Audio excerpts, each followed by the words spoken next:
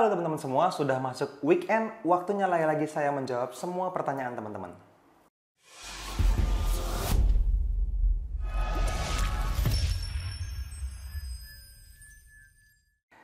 Halo, ketemu lagi dengan saya Fadli, masih di channelnya Nusantara FX Community, tempatnya para trader Nusantara teredukasi. Oke teman-teman, lanjut di Studio 1 NFC, masih seperti biasa ya, cuman beda angle aja, biasanya dari depan sini, sekarang dari sini ya.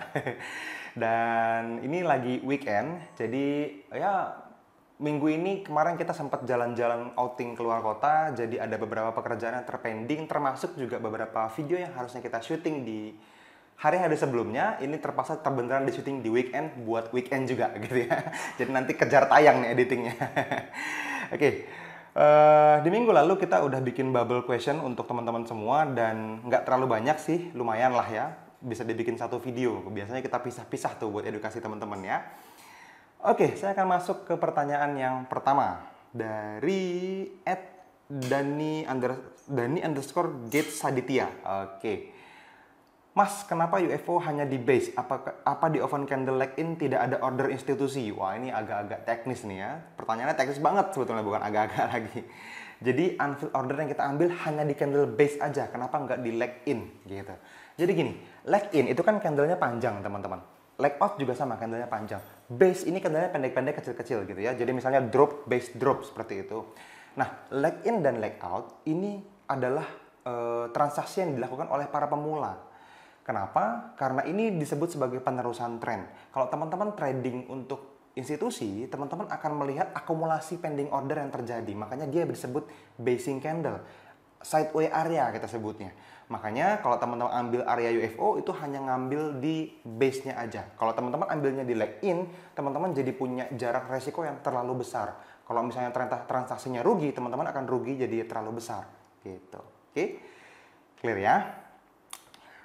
Lanjut dari @Mbuller double L ya. Mbuller R-nya juga double. Baiknya bagi pemula gimana ya, Bang? Oke.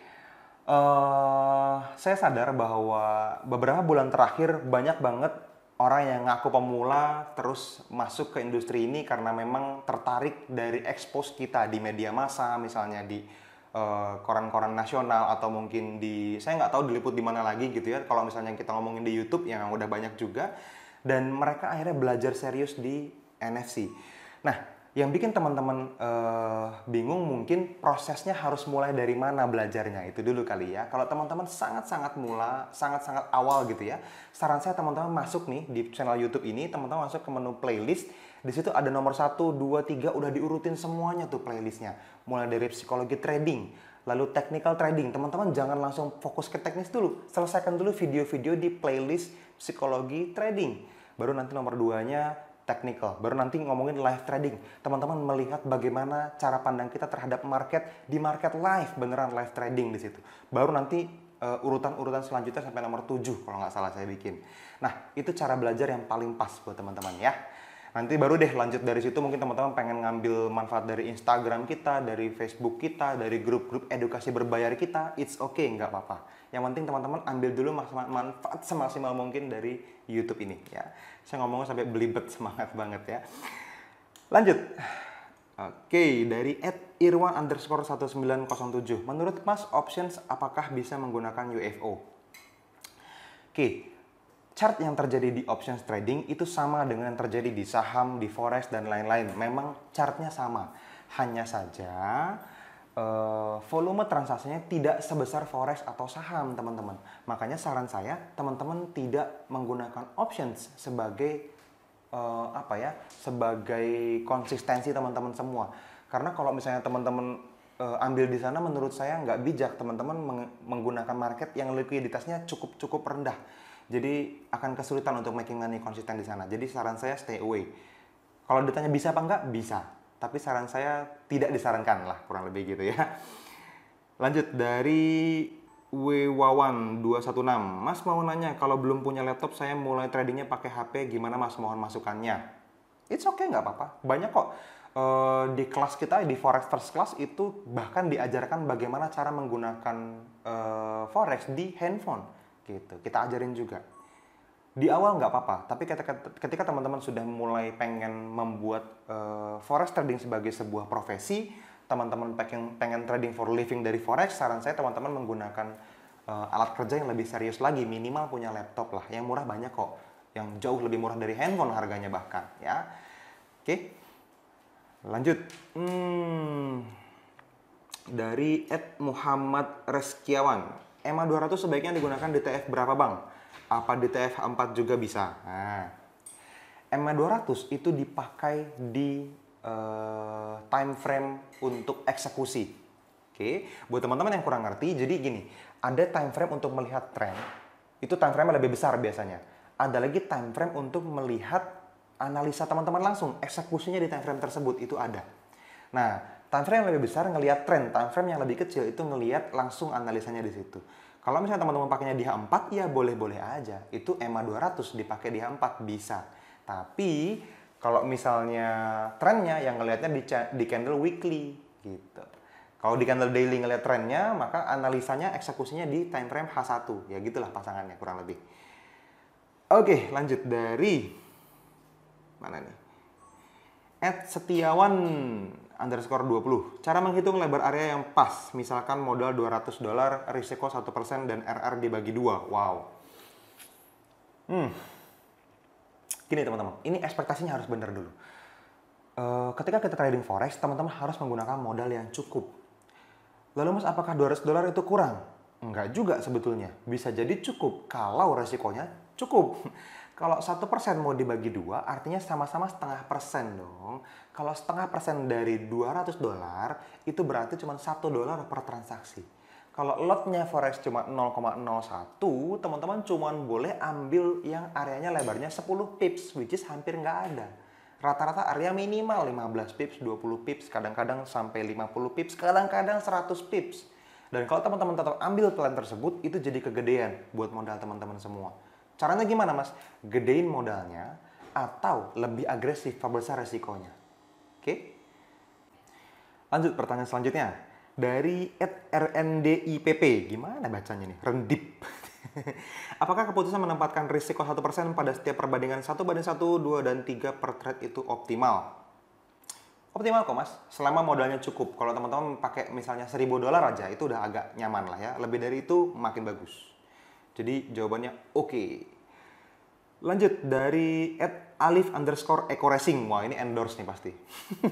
Bagusan mana mas? Set and forget apa set and manage?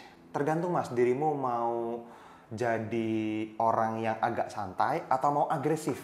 Karena kalau set and manage itu harus lebih sering di-maintain, harus lebih sering dilihat transaksinya. Tapi kalau set and forget itu biasanya time frame-nya lebih gede, transaksinya lebih jarang. Ya. Lanjut dari T.H.Prasetyo. Menurut Anda kalau trading itu bagusan pakai stop loss apa nggak usah? Definitely yes, pakai stop loss. Ya. Kenapa? Ya nanti satu video khusus tuh, panjang ceritanya. Lanjut dari @mew_chan_desu. Karena teknik trading sudah di backtest dengan win rate 60. Oh, ini 222. Oke, saya ulang pertanyaannya. Dari @mew_chan_desu. Bagaimana kalau ada orang yang memilih resiko 10% dan target per hari 100% profitnya mungkin ya, karena teknik tradingnya sudah di backtest dengan win rate di atas 65%. Wow. Oke. Kalau ada orang yang memilih, kalau ada berarti belum tentu dirimu berarti ya. Nah, berarti saya boleh ngomong nih. Jangan ya.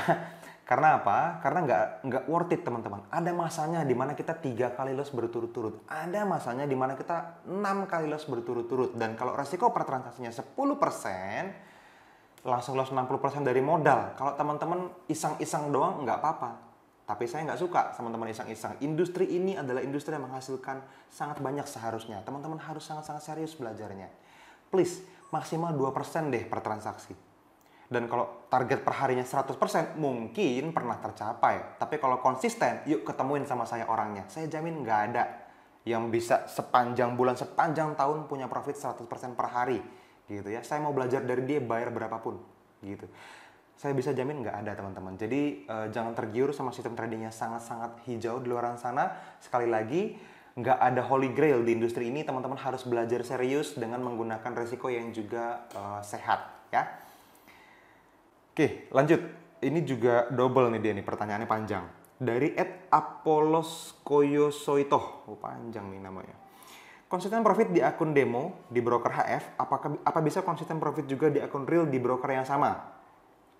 First deposit after margin call 2 years ago katanya. Waktu itu belum kenal sama NFC. Oke. Apa nasihatnya Mas? Hahaha katanya. Oke. Jadi yang pertama dulu ya, kalau ngomongin tentang profit konsisten, ya chartnya tetap sama kok. Ya, antara akun demo dengan akun real itu chartnya sama. Jadi kalau sudah bisa konsisten profit di akun demo, jelas bisa konsisten profit di akun real. Nah, bedanya teman-teman biasanya tidak melibatkan perasaan saat di akun demo. Tapi ketika di akun real, teman-teman mulai melibatkan emosi. Itu aja yang perlu dihilangkan, teman-teman. Ya. Yang selanjutnya, kalau nasihat buat margin call, ya selama teman-teman pakai resiko yang layak ya, maksimal 2% atau 3% udah gede banget per transaksi. Plus teman-teman juga menggunakan modal yang cukup, artinya tidak modal iseng-iseng 10 dolaran atau 100 dolaran gitu ya. Bener-bener serius lah, mau making money berapa di Forex, teman-teman nggak akan MC kok. Teman-teman akan menghargai akunnya. Ya, bagus udah kenal NFC sekarang. Saya jamin tidak akan MC lagi ya. Seharusnya jangan ikutan orang-orang lain lagi udah. Fokus aja sama apa yang teman-teman pelajarin dari sini dan teman-teman bisa maksimalin edukasi-edukasi di video-video yang lain ya. Lanjut dari @franky_obp. Bagaimana cara berlatih backtest yang benar? Backtest paling gampang dilakukan di platform TradingView. Buka aja di browsernya, di laptop atau di handphone, tradingview.com itu ada. Tradingview.com. Itu ada fitur backtest yang otomatis pakai replay. Buka aja chart daily misalnya di D1, teman-teman akan bisa melihat chart dan boleh di backtest ke belakang. Jadi misalnya ini areanya harusnya bagus nih. Oke, di replay aja ke belakang, dimundurin, terus nanti teman-teman akan bisa ngelihat chartnya jalan sendiri. Baru teman-teman langsung bisa ngelihat, oke, analisa saya benar atau salah. Gitu ya. Lanjut dari @hero.to.hero. Hero to hero. Salam 24R dalam kurang lebih 10 hari. Lanjut. Oke, ini bukan pertanyaan sih, pernyataan ya. Selamat. Sudah profit lumayan gede dalam 10 hari ya. Oke, thank you feedbacknya Mas. Mas apa nih bahasa manggilnya ya? Hero apa hero nih berarti. Lanjut, pertanyaan terakhir dari @SSSSSetio. Seberapa vital peran EMA 9 daily dalam pengambilan area Mas? EMA 9 itu adalah Exponential Moving Average periode 9. Nah, digunakan di common time frame, di time frame besar untuk menganalisa tren, teman-teman. Nah, seberapa vital? Sangat-sangat vital. Kenapa? Karena saya sangat-sangat yakin, kami meyakini di NFC kalau harga itu mantul di sekitaran EMA 9 di common time frame. Analisanya di time frame yang lebih rendah. Gitu ya. Tapi kalau misalnya EMA 9, tempelin deh tuh di common time frame, di time frame yang lebih gede. Setelah itu teman-teman akan bisa melihat dengan mudah analisa yang mungkin muncul, yang mungkin mantul di dalam analisa time frame yang lebih rendah tadi. Oke?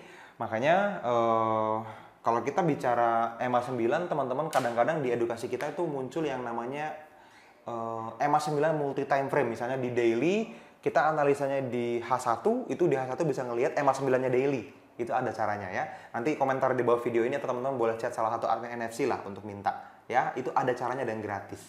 Oke?